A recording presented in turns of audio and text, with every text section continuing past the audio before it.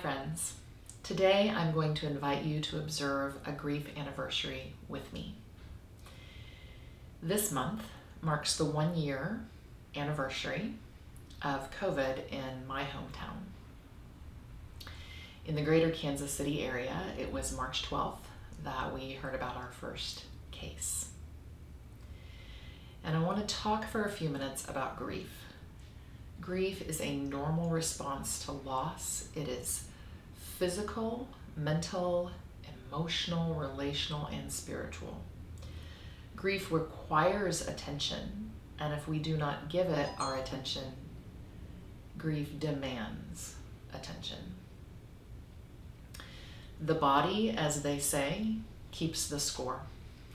And you might not be thinking consciously about grief or an anniversary, but you might experience other things like fatigue, irritability, emotionality, certain aches and pains.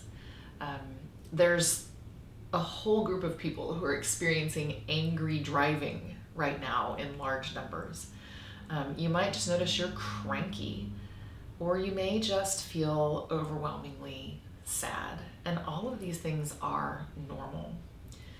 The emotions of grief are actually chemicals that course through our bodies, and if we don't work with them, if we don't metabolize them, if we don't process them through, they will build up, and like I said, they'll demand attention at some point.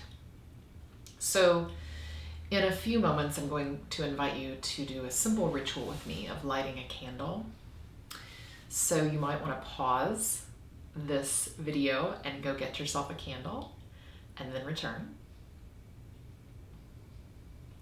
Before we light our candle, I want to talk through some tips for navigating grief. And first of all, the first tip is you will grieve the way you grieve.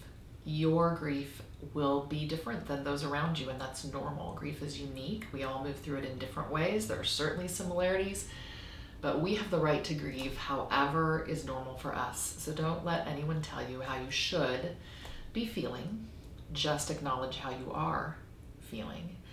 You do have the right to talk about your grief. I encourage you to talk about your grief with someone who is safe and understanding and empathic. You may feel a whole multitude of emotions. You may feel anger, you may feel sadness, you may feel frustration, you may feel just kind of guilty, you may feel afraid, you may feel relief, you may feel gratitude, you may feel stuck, you may feel numb. All of those things are okay. Don't tell yourself whatever you're feeling is the wrong thing. Just give yourself compassion and space and time to feel what you're feeling. Be tolerant of your physical and emotional limitations. You may be more tired right now. Again, the body remembers trauma. The body keeps the score. Rest more. That's okay. That's a good idea. Do things that are nurturing to you. There's the possibility that you might have what's known as a grief burst, and that's a burst of grief emotion in the midst of a otherwise normal day. You may be walking along feeling fine, and then suddenly you're overwhelmed by these massive emotions, and that can be frightening, but it's normal, it's natural, and the thing to do is talk with someone who is safe and empathic and loving and kind. Talk with that person about those feelings, and make use of ritual, which we will do in a minute. I find it really helpful when I'm processing grief to set aside a specific time, daily or weekly, to give the grief space. And that way, if I'm working and the grief bubbles up, instead of it overflowing and exploding into my work, my mind, my body, my soul knows that there will be a time to honor and process that, and it kind of relieves a little bit of the pressure. And then when I do come into that time that I've set aside, I don't expect anything. I might light a candle. I like to light a candle. I might journal, I might sing, I might sit in silence, I might do yoga, I might cry, I might listen to music and dance. I just let myself do what I feel like I need to do at the moment. But ritual is very powerful for healing. Embrace your spirituality, whatever that is for you these days. That's really important that you take the time to allow the grief to be processed in the midst of your understanding and beliefs about what is transcendent in life and what is important in life. And in the midst of that, I encourage you to treasure what you do remember that's good, and make meaning out of what's been hard. We can survive pretty much anything if we can find meaning in it. So find your meaning in the midst of your grief, and really move towards it. It's not an event. Grief is a process that takes time. Be patient and tolerant with yourself and others. Acknowledge that our lives have been changed forever. There's no going back to normal. There's just what will the new normal be. And intentionally give yourself space to grieve, especially at this time of the anniversary. So I invite you to get your candle and light it. And if you don't have a candle, or you're in a place where they don't allow candles, just turn on the flashlight of your phone and hold that up.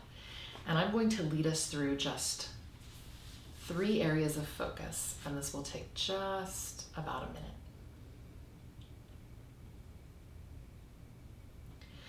I light this candle to honor all who care for others,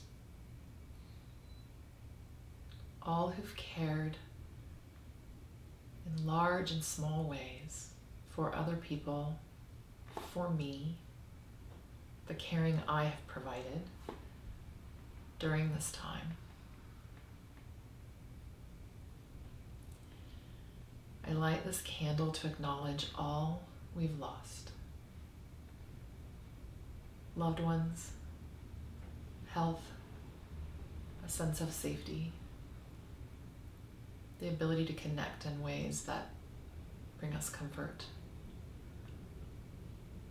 Whatever you have lost, large or small, acknowledge without judgment or commentary. Just note it.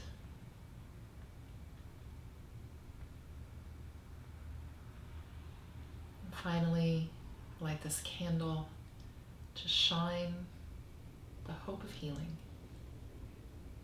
It has been a dark time,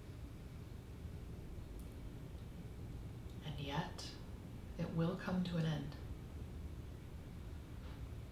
This light shines my hope.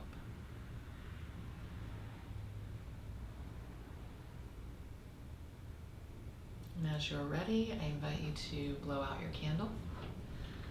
You could also keep it burning if you like, or turn off your phone light. Take a deep breath in and out.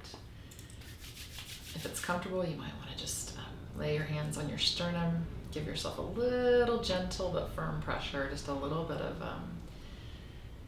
compassion, embodied compassion for your nervous system.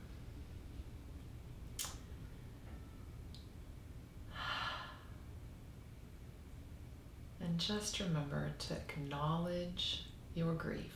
Take the time.